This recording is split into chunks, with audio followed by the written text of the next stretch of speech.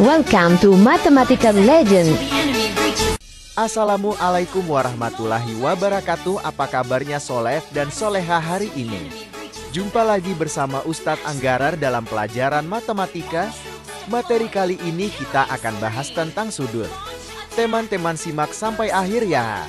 Belajar mengenai sudut, maka kita harus tahu pengertian dari apa itu sudut.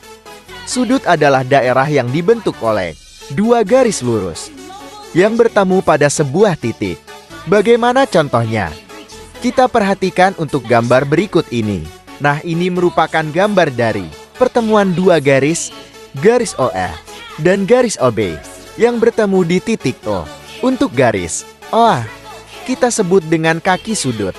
Kemudian untuk OB kita sebut juga kaki sudut. Untuk sudut AOB ini memiliki dua kaki sudut, yaitu kaki sudut OA dan kaki sudut OB. Jadi bisa kita tulis, garis OB garis O merupakan kaki sudut. Kemudian untuk titik bertemunya, yaitu titik O, kita sebut dengan istilah titik sudut. Kemudian untuk daerah yang dibatasi oleh kaki sudut, ini kita sebut daerah sudut. Nah, atau ini garis lengkungan. Ini biasanya menandakan sebuah sudut. Selanjutnya, jika kamu melihat gambar sudut seperti ini, dapat kita baca sudut AOB, di mana titik sudutnya selalu berada di tengah. Untuk penulisannya, atau kita bisa tulis untuk simbol. Notasi dari sudut tersebut adalah tanda seperti ini. Tanda siku sudut A, OB.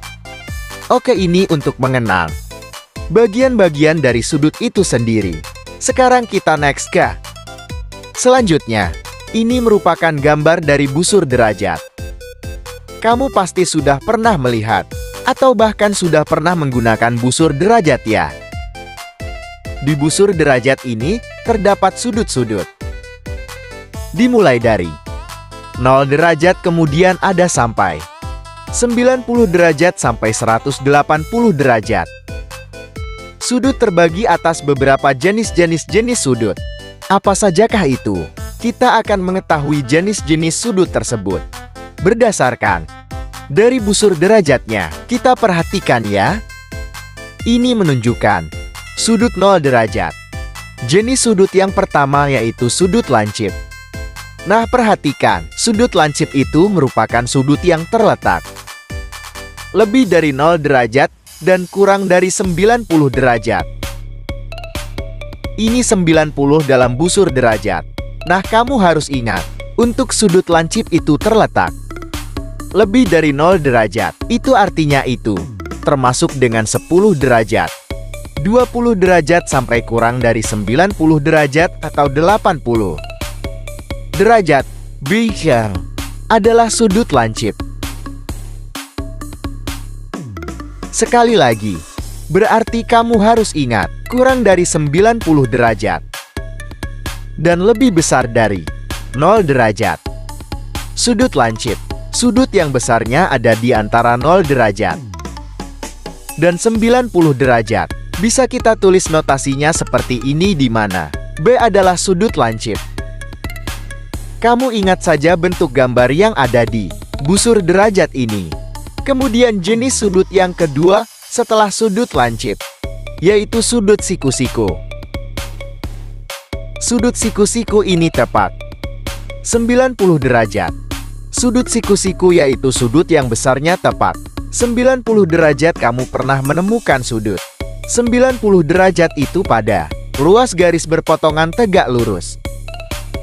Jika garisnya berpotongan tegak lurus, maka sudutnya 90 derajat itu kita sebut dengan sudut siku-siku. Kemudian sudut yang ketiga, jenis sudut setelah sudut lancip dan sudut siku-siku, ada sudut tumpul. Sudut tumpul ini berarti lebih dari 90 derajat.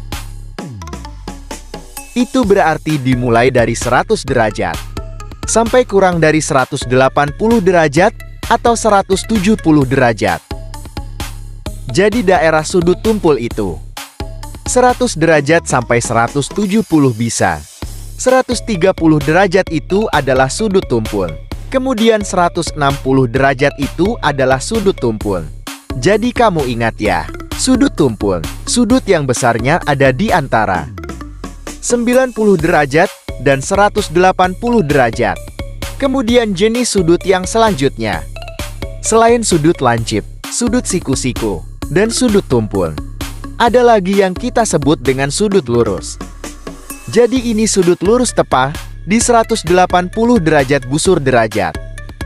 Jadi pada busur derajat ini ada angka 180 derajat. Jadi ketika dia membentuk suatu garis lurus, maka membentuk pula sudut lurus, di mana besarnya tepat 180 derajat.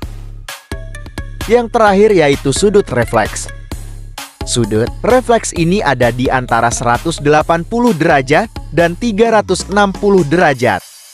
Anggap saja busur derajatnya ini ada dua di sini ya. Jadi ada di antara 180 derajat dan 360 derajat.